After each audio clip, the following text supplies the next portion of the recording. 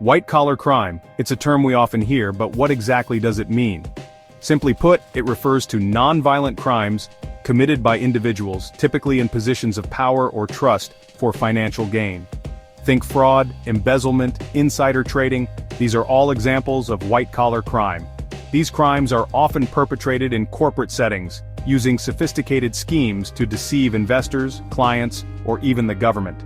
Unlike street crimes that often involve violence or immediate threats, white-collar crimes are more insidious.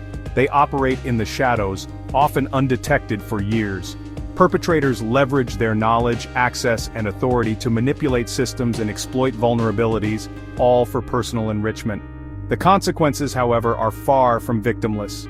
White-collar crimes can devastate individuals, businesses, and the entire economy.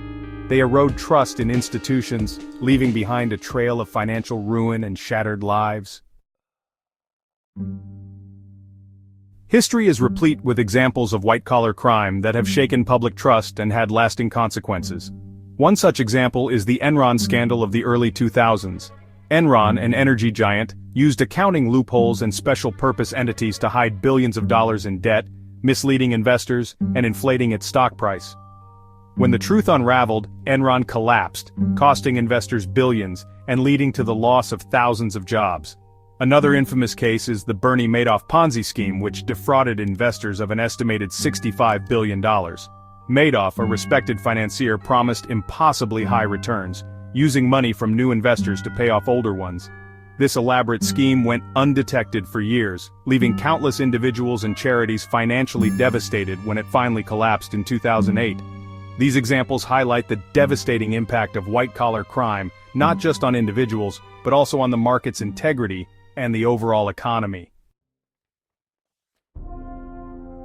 The impact of white-collar crime extends far beyond immediate financial losses. When trust in corporations and financial institutions is eroded, it creates a ripple effect throughout society. Consumers become wary, investors hesitate, and the overall economy suffers. The cost of white-collar crime is staggering, estimated to be in the hundreds of billions of dollars annually in the United States alone.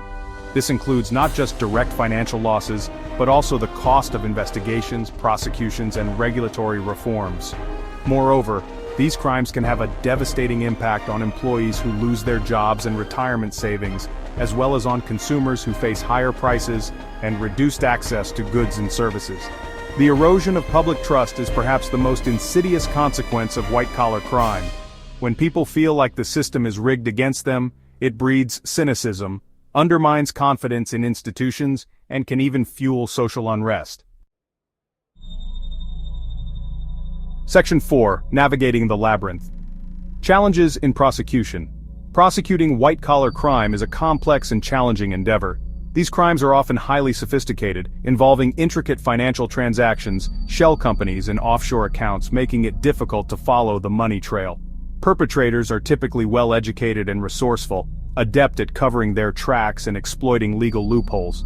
Furthermore, proving intent, a crucial element in white-collar crime prosecutions, can be exceedingly difficult. Prosecutors must demonstrate that the defendant acted with knowledge and intent to deceive or defraud, which often requires extensive documentation, expert testimony, and a thorough understanding of complex financial instruments.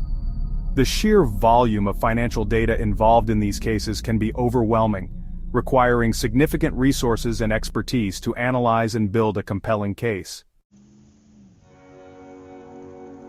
Section 5. The long arm of the law, government and legislation. Governments and regulatory bodies play a crucial role in combating white-collar crime. They enact and enforce laws, investigate allegations of wrongdoing, and prosecute those who break the law. In the wake of major scandals like Enron and Madoff, there has been a push for stricter regulations and increased oversight of financial institutions. The Sarbanes-Oxley Act of 2002, for instance, was enacted in response to the Enron scandal to enhance corporate governance, financial disclosures, and accounting regulations. Similarly, the Dodd-Frank Wall Street Reform and Consumer Protection Act of 2010 aimed to prevent another financial crisis by strengthening financial regulations, creating new consumer protection agencies, and increasing transparency in the financial system. However, the fight against white-collar crime is an ongoing battle. As technology advances and globalization increases, Criminals are finding new and innovative ways to exploit vulnerabilities in the system. This necessitates constant vigilance, adaptation of laws and regulations, and international cooperation to effectively combat this evolving threat.